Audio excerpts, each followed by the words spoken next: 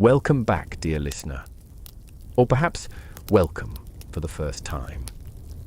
You found your way to the fireside of the nighttime historian, a place where the hour is late, the pace is slow, and the past still speaks in hushed tones. Tonight I'll tell you a story that spans oceans, mountains, and gods, a story of conquest and collapse, of ancient cities and imperial dreams, and of the moment when two worlds collided. This is the tale of Hernán Cortés and the fall of the mighty Aztec Empire. So, settle in. Let the noise of the day drift away. Let your mind follow the candlelight through time. Our story begins not in the New World, but in the Old.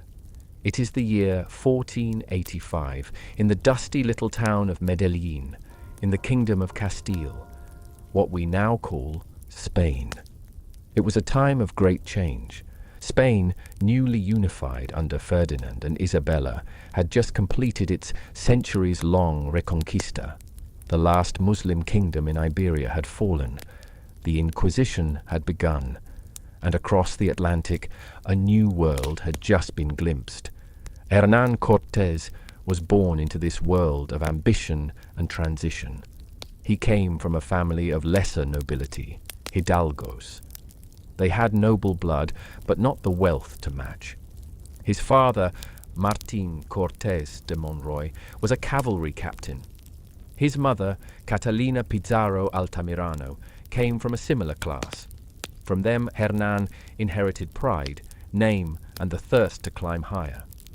As a boy, he was reportedly clever, restless, and ambitious. At the age of 14, he was sent to study law at the University of Salamanca, one of the finest institutions in Europe at the time. But law books did not hold him. Adventure whispered louder. After 2 short years, he abandoned his studies and returned home.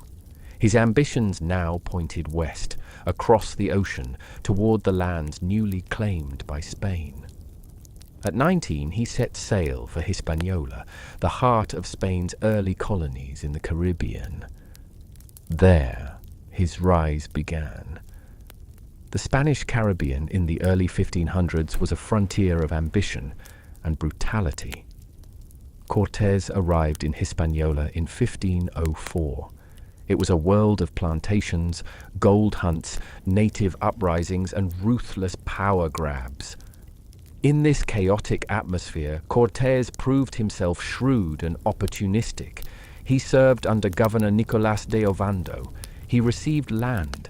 He took part in expeditions.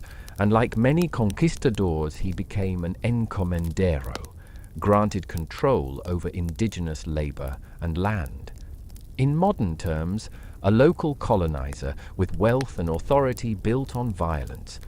But his name would truly rise with the conquest of Cuba in 1511. He joined Diego Velázquez in the campaign, helped subdue resistance, and soon became a trusted figure. Velázquez appointed him alcalde, a magistrate of Santiago, the colony's capital.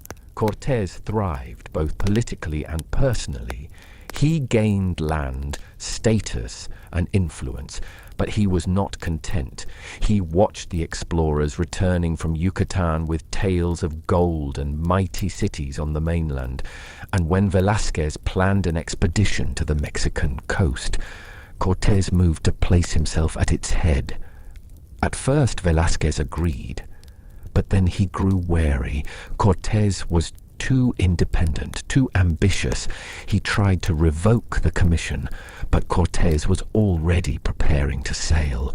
In secret, he rushed to gather ships, men, weapons, and supplies. In February of 1519, he slipped out of the harbor before Velázquez could stop him. He was bound for Mexico. It was February 1519. Cortés, now considered a rogue by the Cuban governor, had slipped out of the harbor at Santiago with speed and secrecy. Behind him, political bridges were burning. Ahead of him, a vast and unknown land. His fleet was small but determined. He commanded 11 ships, modest caravels and brigantines bobbing on the Gulf waters. The ships carried about 500 men, including sailors, soldiers, and adventurers, most of them Spanish, though a few were from other parts of Europe. Many were young, hardened by earlier conquests, and hungry for wealth. Among them were around 100 crossbowmen and arquebusiers, early firearms users, slow but deadly, dozens of cavalrymen with sleek Andalusian horses, a terrifying sight to indigenous peoples who had never seen horses before, steel armor glinting in the sun, and long lances with iron tips. And the most powerful weapon of all, fearless belief in Christian superiority and in gold. Also aboard were interpreters, servants, scribes, and a handful of priests. The sword came with the cross, and vice versa. Cortés himself was 34 years old, energetic, cunning, and already writing letters to the Spanish king justifying his actions. He believed fate had chosen him for greatness. They landed first along the Yucatan Peninsula, a place the Spanish had briefly explored in earlier voyages. There they encountered the Maya, who fought fiercely, but were soon defeated in several small skirmishes. Among the gifts taken after one such fight were a number of enslaved women. One of them would become pivotal in the conquest to come. Her name was Malintzin, known to the Spanish as La Malinche. She spoke both Nahuatl, the language of the Aztecs, and Mayan. Alongside a Spanish priest named Jerónimo de Aguilar, who had lived among the Maya and spoke their language, Malintzin allowed Cortés to communicate with almost everyone he met. She would become his voice, his ally, and controversially, his lover. It was through these early contacts that Cortés began to hear whispers, stories of a great empire to the west, a land of towering temples, shining cities, and immense power. A city on a lake ruled by a man named Moctezuma. An empire called the Mexica, or Aztec. The journey inland was just beginning. As Hernán Cortés stood on the shores of the Mexican Gulf Coast, he had no idea that he was standing at the edge of one of the most complex and powerful civilizations the world had ever known. The Spanish would call it the Aztec Empire, but those who lived in it called it Altepetl, the city-state, or more broadly Anahuac, land between the waters. At the heart of this land was a city of staggering size, wealth, and beauty. Tenochtitlán, a floating jewel of stone and canals, built atop a lake and laced with causeways, temples, and towers. It was home to well over 200,000 people, perhaps even 300,000, making it one of the largest cities in the world at the time, rivaling Paris, Constantinople, or Beijing. But the Aztec world was not a single kingdom. It was a triple alliance, a coalition of three powerful city-states, Tenochtitlan, Texcoco, and Tlacopan. Tenochtitlan ruled supreme, with its emperor, the Huey Tlatoani, or Great Speaker, at the center. And in 1519, that title belonged to Moctezuma II, a man both feared and respected, and destined to meet the Spanish. Aztec society was structured with striking precision, deeply ritualistic and highly organized, with every individual born into a place within a grand social order that served the empire and its gods. At the very top stood the nobility, warriors who earned glory in battle, priests who preserved the cosmic balance, and administrators who collected tribute and enforced imperial law. Below them were the commoners, the Macahualtin, who worked the fields, constructed temples, and served in the military ranks. Even farther below were the serfs and slaves, though slavery among the Aztecs was often temporary and not necessarily passed from parent to child. Children were educated from a young age, boys and girls alike, taught the stories of their ancestors, the rhythms of their calendar, the etiquette of their class, and the meaning of warfare. Society trained each soul to serve a higher purpose, to nourish the empire and sustain the sacred balance of the cosmos. That sacred balance depended on sacrifice, an understanding woven into the very fabric of Aztec religion. The gods had built the world through their own pain and death, and now it was the people's duty to return the favor with blood and devotion. The Aztecs believed the universe was fragile, always on the verge of collapsing, and that the only way to keep the sun rising and the seasons turning was to feed the gods with offerings of life. Among their countless deities were Huitzilopochtli, the god of the sun and war who demanded the hearts of warriors to fuel his eternal struggle through the sky.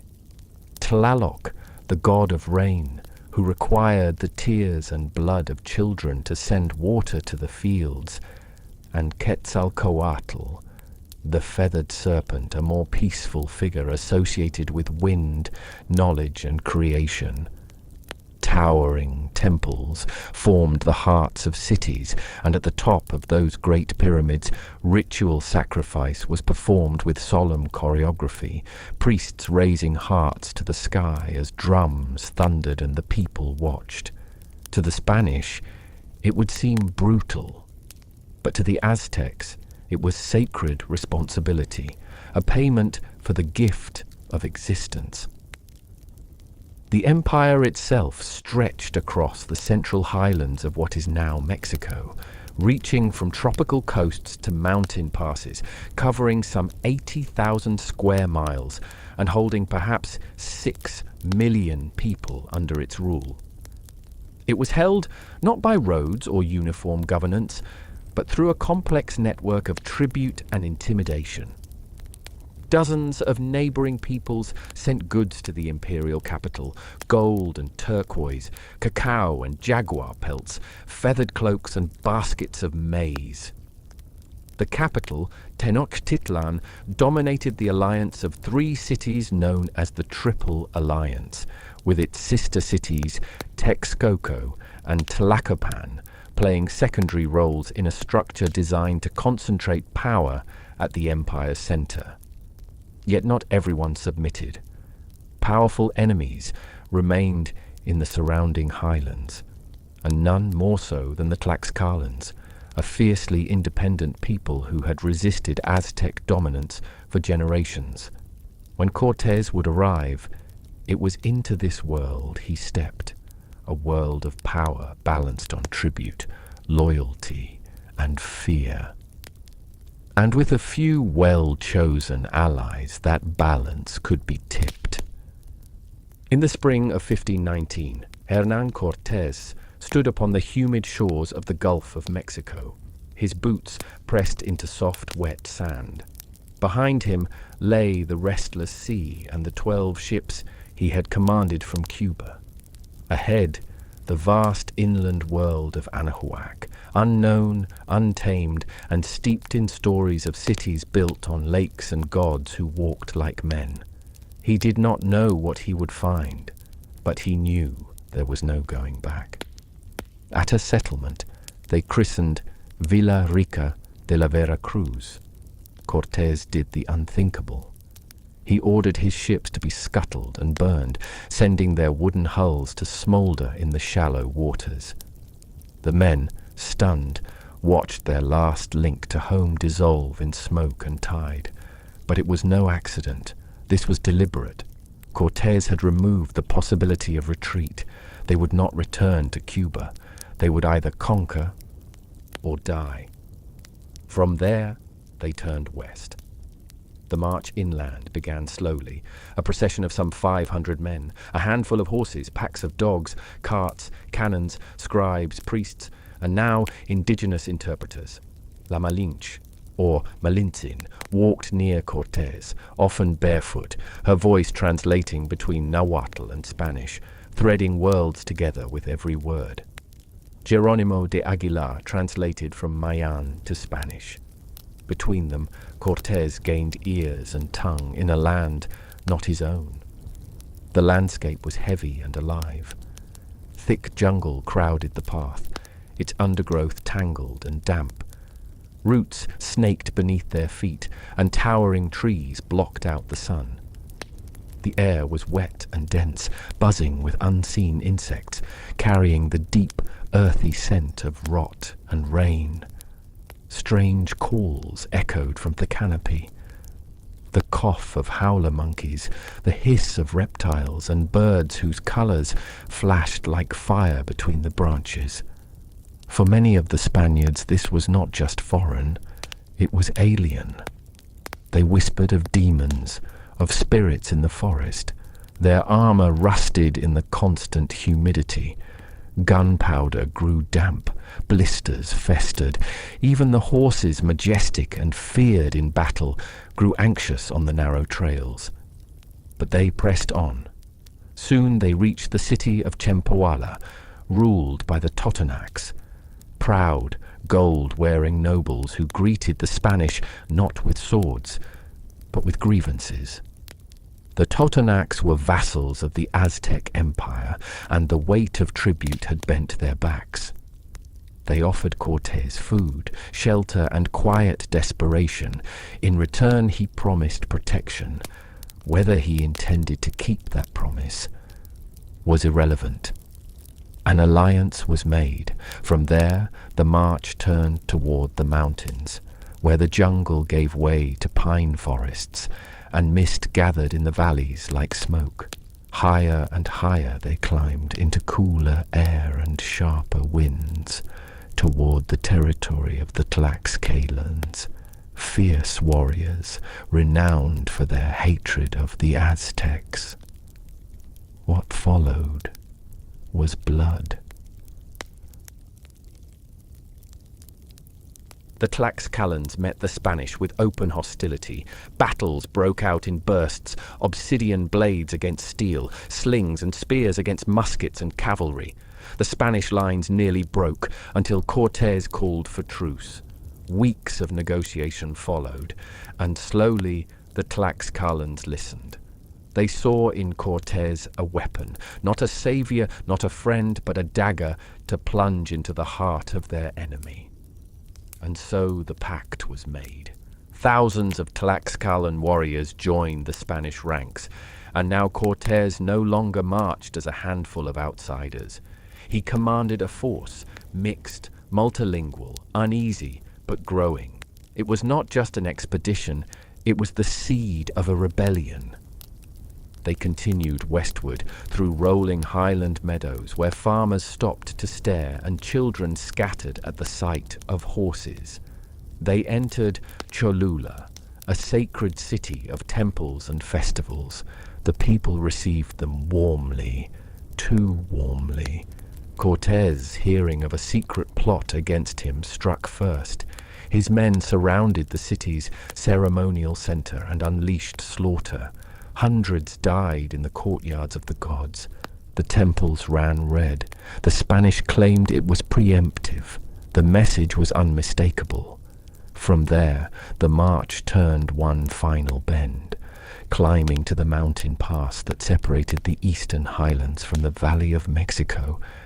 And then they saw it, Tenochtitlan. Below them, spread across a glittering lake, was a city like none they had ever imagined. Causeways stretched out across the water, connecting the floating city to the land, like fingers reaching for a palm. Towers rose in clusters, reflecting the midday light. Smoke curled gently from thousands of hearths. Canoes moved along the canals like fish, and at the center, atop a massive temple, the heart of an empire pulsed with ritual and power. Even the most hardened conquistadors fell silent.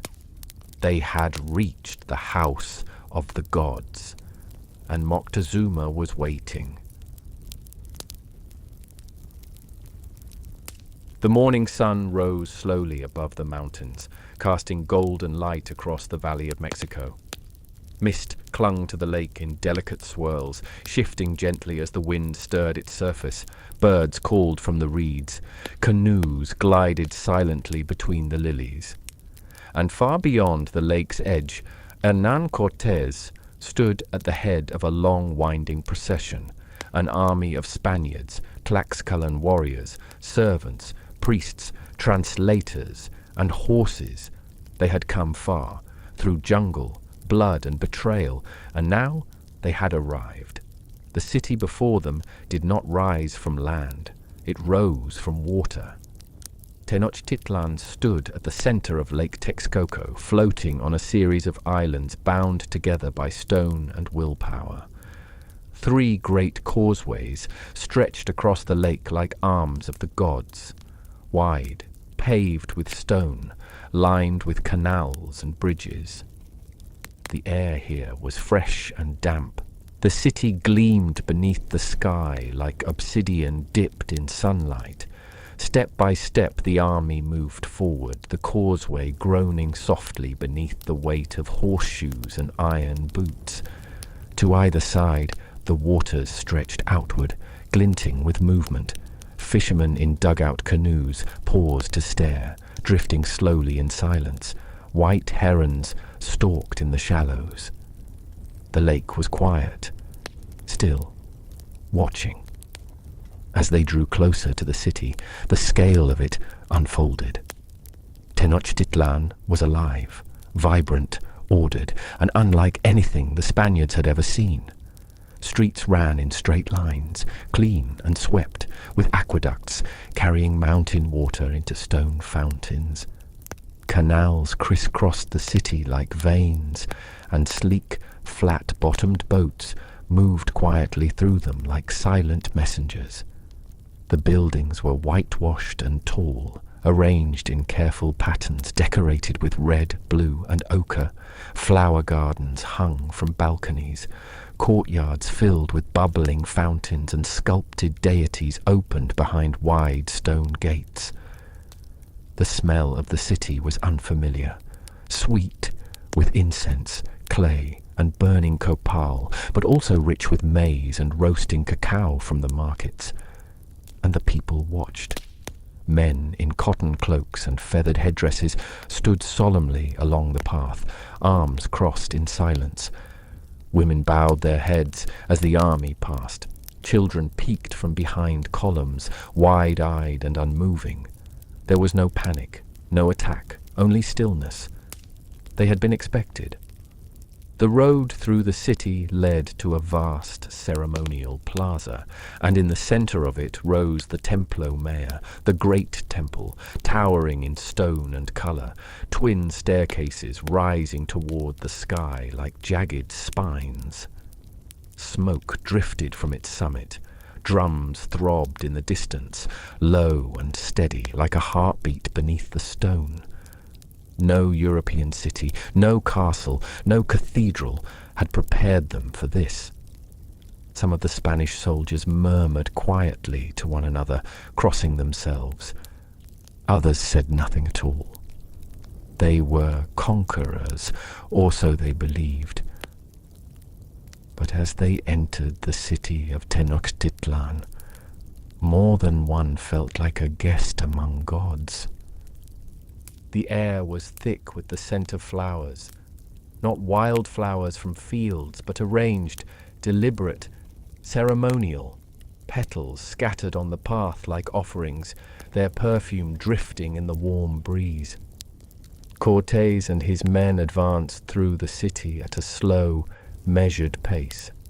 and ahead of them, waiting at the far end of the broad causeway, stood the man they had heard so many whispers about. Moctezuma Xocoyotzin, the emperor of the Mexica, ruler of Tenochtitlan, draped in layers of turquoise, cotton, and shimmering gold. Tall, composed, his face unreadable. He stood beneath a canopy held aloft by noble attendants, its bright feathers trembling slightly in the light wind. At his side stood lords and warriors, advisors and priests, but no army. There were no weapons drawn, no archers in the shadows, only stillness. Cortés dismounted and approached slowly, his boots brushing the flower-strewn stones. La Malinche walked beside him, her face calm, her voice ready, her presence now as vital as any sword. And then they met. Moctezuma did not bow, but neither did he raise his hand.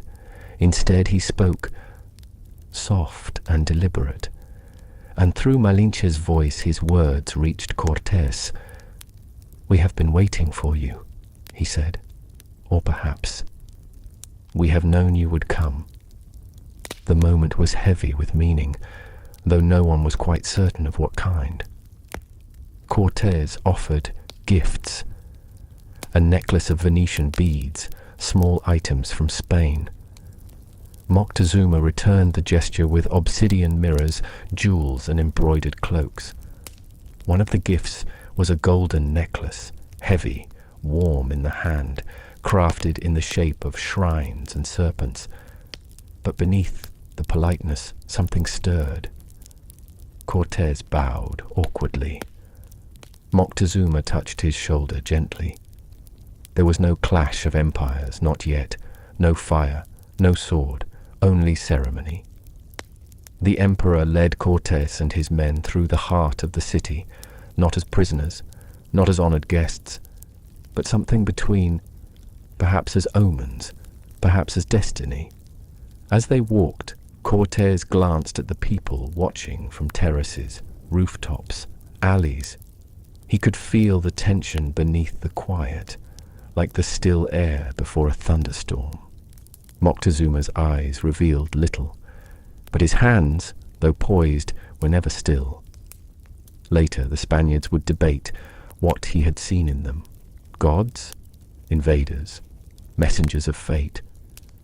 But in that moment, under the sunlit sky of the sacred city, the emperor and the conquistador walked side by side, and history held its breath.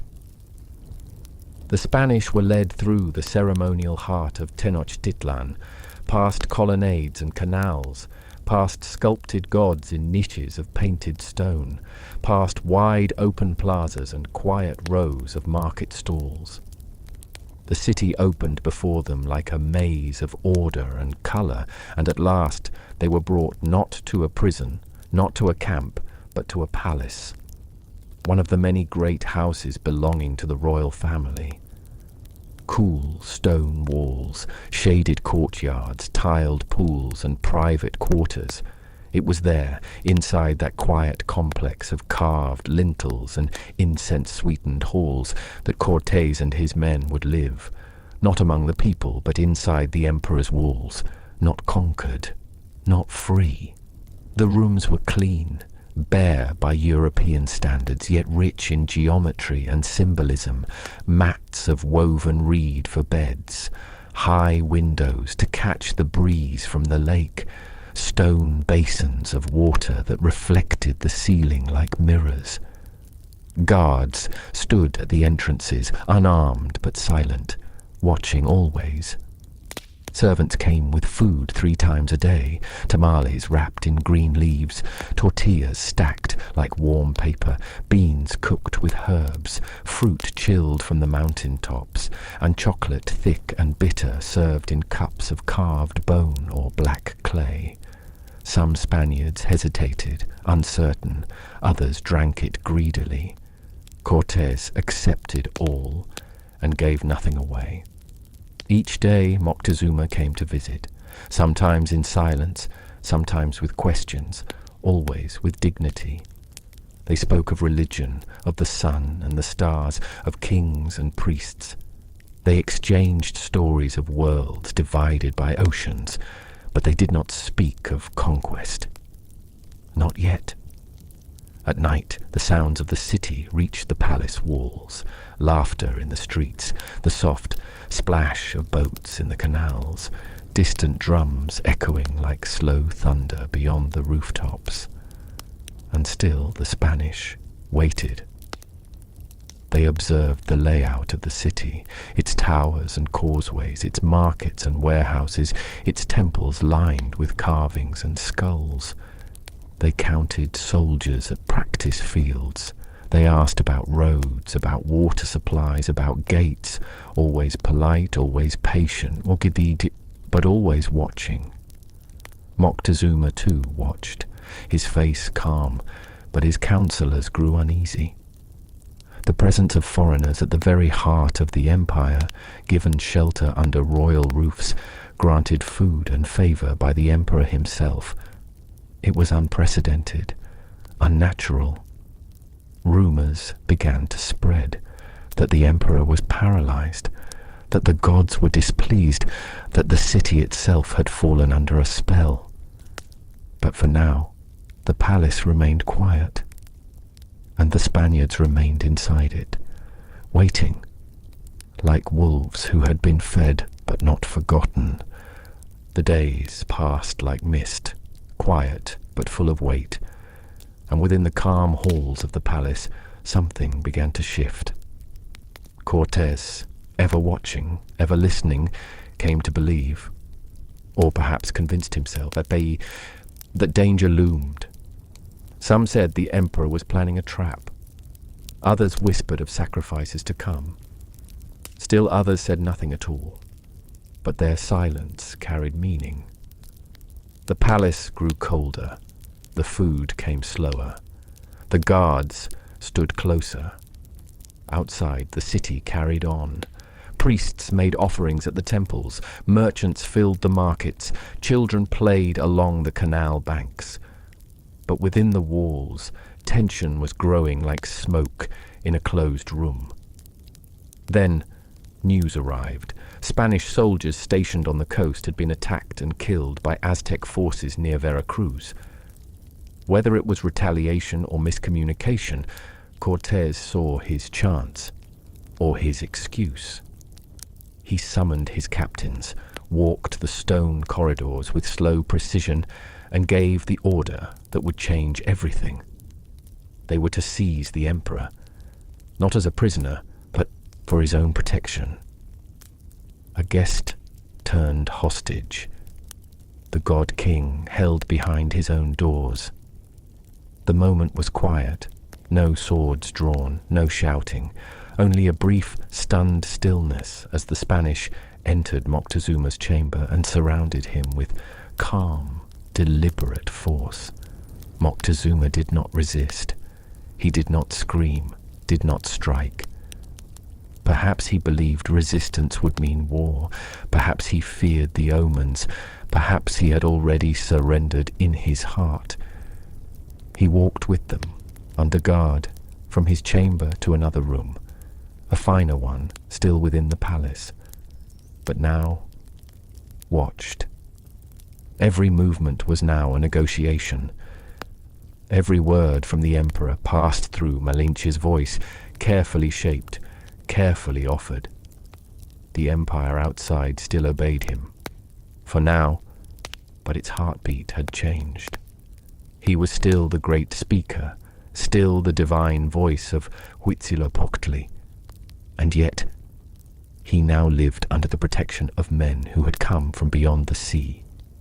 To the people of the city, the news was confusing, whispered, impossible.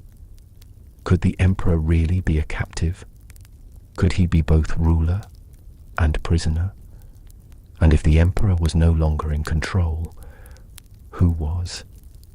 From the rooftops and marketplaces, eyes turned toward the palace, toward the walls where foreign flags now fluttered in the breeze, and unease, settled over Tenochtitlan like the shadow of a coming storm.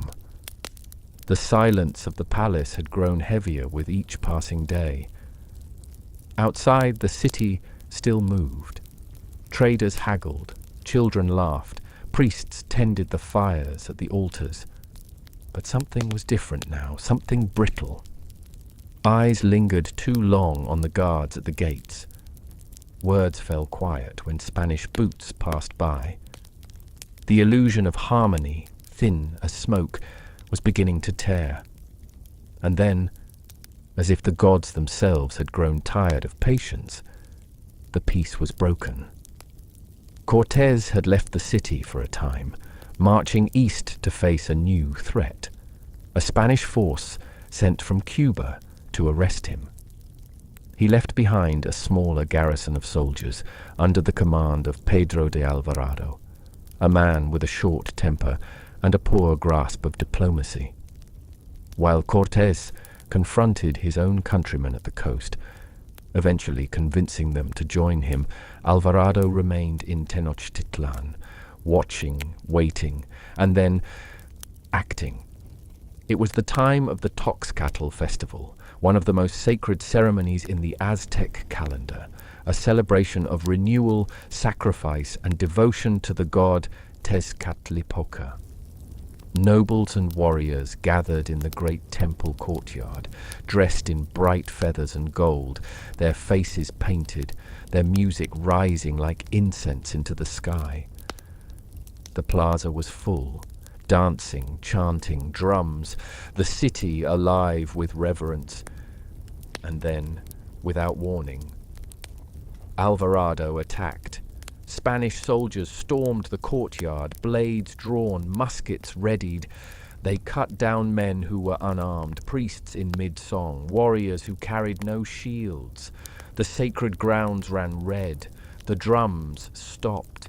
Screams rose through the city like smoke from a fire. No one knows exactly why he did it.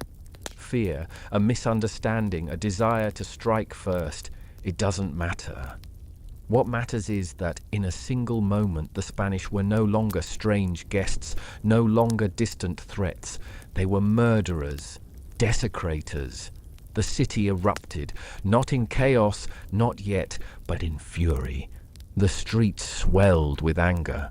Stones were gathered, blades readied, warnings passed from house to house in the quiet hours. By the time Cortés returned, victorious from his mission at the coast, the city was no longer the same. The people no longer looked with curiosity, but with hatred. Moctezuma's word no longer held power. The spell was broken, and war was coming. The palace, once quiet with ceremony and incense, now echoed with the heavy rhythm of closing gates, whispered commands, and the scrape of steel against stone. The walls no longer felt protective. They felt tight, like a noose being pulled one knot closer with every hour. Outside, the streets of Tenochtitlan swelled with tension. The markets were silent. The canals grew empty.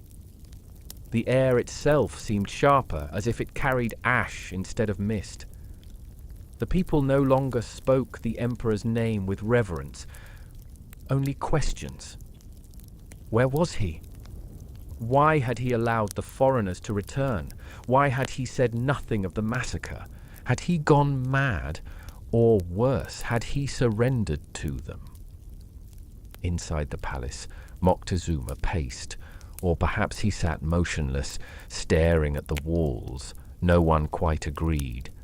He was surrounded by soldiers who said they were there for his safety. But no one truly believed it anymore. When Cortés returned and saw what Alvarado had done, he knew the city was slipping through his fingers. He needed to restore control. And to do that, he needed Moctezuma to speak once more. So they brought the emperor to the rooftop of the palace, above the courtyard, above the stone battlements where the people gathered below like a sea of faces in the shadow of the great temple. Cortés stood behind him silent. A translator waited at his side. Moctezuma stepped forward, his robes still royal, his voice still steady, and he spoke. He asked for calm. He reminded his people that he remained their ruler. He said the Spanish meant no harm. He asked for peace. The people did not answer, not at first. And then someone shouted. A stone flew upward, arching high through the summer air, and struck the emperor in the head. What happened next remains a mystery. Some said it was his own people, enraged by his submission, who turned against him. Others whispered it was the Spanish who struck him down when he became a liability. Either way, Moctezuma fell. Blood pooled across the rooftop tiles. The divine voice of the empire, the living embodiment of the gods, was broken. He died days later, silent, wrapped in cloth, his body burned or buried in secret. No song marked his passing, no drumline of honor. The city that had once lifted him to the heavens now turned inward, sharpening its obsidian, sealing its gates, and preparing for war. The time for speaking was over. Night fell like a curtain of smoke. No moon, no stars, only low clouds drifting over the lake, hiding the sky in silence. In the darkness of the palace, Cortés gathered his men. Their torches were dimmed, their armor padded with cloth. They carried what gold they could, melted into bars, packed into saddlebags, tucked into armor, greed and fear weighing every step before it was even taken. The city around them was still, but not asleep, not truly. Tenochtitlan was holding its breath. Every causeway had been watched, every bridge had been broken. But Cortés had a plan to slip out under cover of night, crossing the western causeway toward Tlacopan and escaping into the highlands beyond. They moved slowly. Horses, infantry, Tlaxcalan allies, slaves, priests, a long winding procession of shadows beneath the sleeping temples. The water to either side was black as ink. Some said it whispered, others said it waited. They were nearly across the first span when the alarm sounded. A cry from the rooftops. The pounding of drums, horns echoing through the canals like the voices of gods woken from their sleep. And then the city rose. Warriors poured from the alleys and bridges painted for battle, obsidian blades gleaming in the torchlight. Stones rained down from rooftops. Arrows hissed through the dark. Canoes surged across the lake, cutting off the escape. The Spanish formation broke, muskets fired, horses screamed, men slipped from the causeways into the water, dragged down by gold and armor. It was chaos, dark, wet, and full of death. Some tried to swim, but the lake was cold and their packs were heavy. Others fought, blindly, lashing out into the night. Tlaxcalans were cut down in the hundreds. Spanish captains vanished into the water, never seen again. The sound of the city was no longer silence. It was thunder and screaming and the dull, horrible splash of men being pulled under. Cortés himself survived, wounded, covered in blood and ash, guiding the remnants of his army off the causeway just before dawn. When they reached the far side, they did not cheer. They did not speak. They looked back across the lake at the city they had once walked through like kings. Now it rose behind them, untouched, burning only in their memories. It would be called La Noche Triste, the Night of Sorrows, and many would say it was the first time Cortés tasted defeat, or perhaps the first time he tasted the cost of ambition. The city did not forget, nor did Cortés. In the weeks that followed La Noche, Triste, he fled to the mountains with what remained of his army, wounded, humiliated, and hollow-eyed from grief. But he did not vanish. He regrouped. He rebuilt. He returned to Tlaxcala, where his allies gave him shelter, soldiers, and supplies. And from there he began to raise something darker. Not just an army, but a strategy, a plan forged from revenge and calculation. The empire that had once been untouchable was now bleeding. Smallpox, brought unknowingly by one of the Spanish from the coast, had begun to spread in Tenochtitlan. It passed from house to house, from mother to child, from priest to noble to servant. The gods offered no cure. The healers had no answer. By the time Cortés returned nearly a year later, the city he had once walked through in awe was quieter, thinner, cracked at the edges, but still it stood, and still it fought. He came not as a guest, but as a besieger. He had brigantines now, warships built in the mountains, carried in pieces and assembled on the lake. They blocked the canals, cut off food supplies, raided the waters day and night. The causeways were seized one by one, their bridges destroyed, their stones soaked in blood. Inside the city, the people endured what they could, but famine grew, and with it, desperation. They ate bark, insects, grass. Some boiled leather, others prayed until their voices gave out. Still the Aztec warriors fought, house to house, canal to canal. They ambushed at night, vanished at dawn, burned what could burn, and buried what could not. But the siege did not lift, and the sun kept rising. By July of 1521, the temples were crumbling, the marketplaces were silent, and the lake, once filled with flowers and canoes, stank of smoke and death. The new emperor, Cuauhtémoc, led the defense with bravery, but it was a drowning kingdom. Stone by stone, body by body, the city was being pulled under. On August 13th, he was captured while trying to escape by canoe.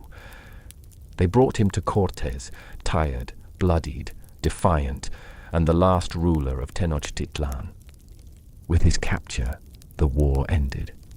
But there were no cheers, no songs, only the slow collapse of a civilization that had once risen from water and will. The city lay in ruin, burned, broken, emptied. The streets that had once held processions now held corpses. The temples that had touched the sky were torn down one by one, and in their place a new city would be built, not from reverence but from conquest. Tenochtitlan was gone, and in its shadow Mexico City would rise. The smoke had settled. The streets were silent. The lake no longer shimmered with canoes or echoed with music. It reflected only the sun now and the vultures that circled where gods once walked. The great city was gone, not swallowed by nature, but by men, stone by stone, prayer by prayer, until its name remained only in memory. In its place, rising from the bones of the drowned empire, came Mexico City, a new capital for a new world. Churches stood where pyramids had once scraped the sky. Markets filled with goods from across the sea. Spanish voices echoed through streets where Nahuatl had once sung with wind and ceremony. The temples were broken apart and laid again as walls for a different god, and slowly, without anyone noticing quite when, Tenochtitlan faded. Not just from maps, but from the world itself. Yet, beneath every cobblestone, every cathedral, every courtyard, The foundations of that lost city still breathe, waiting, perhaps, for someone to remember. Hernán Cortés, who had once gazed upon the lake with ambition in his chest and fire in his blood, now stood as governor of New Spain. For a while he was powerful, decorated, honored, given titles that wrapped around his name like ribbons. But time has little loyalty, and neither did the crown. Suspicion replaced celebration, and Cortés, never one to play quietly with kings, found himself watched, undermined, pushed aside. He returned to Spain, but found no comfort there. He wrote letters, gave speeches, demanded recognition, but the applause had already moved on. In his final years, he wandered through court halls like a ghost in his own legacy. When he died in 1547, he was not surrounded by glory, but by the weight of memory. His body lies buried far from the jungles, mountains, and lakes where his name was once whispered like prophecy.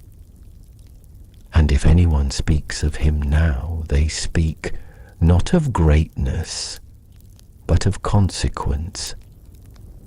And the Aztecs, the Mexica, what became of them? They did not disappear. They were absorbed, pressed down, rebranded.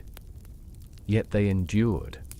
Their language still murmurs in marketplaces and poetry, their gods hidden beneath the names of saints, their faces walking the streets of cities built over the ruins of their ancestors' dreams. The empire is gone, yes, but the people remain, in memory, in blood, in rhythm. And late at night, when the city sleeps and the air grows still, you can sometimes feel it.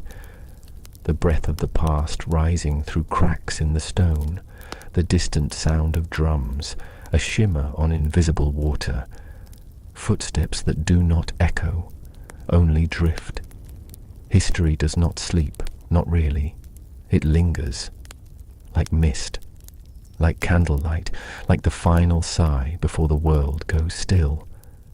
And now, dear listener, you have walked the causeways, stood before the temple, and seen what once was.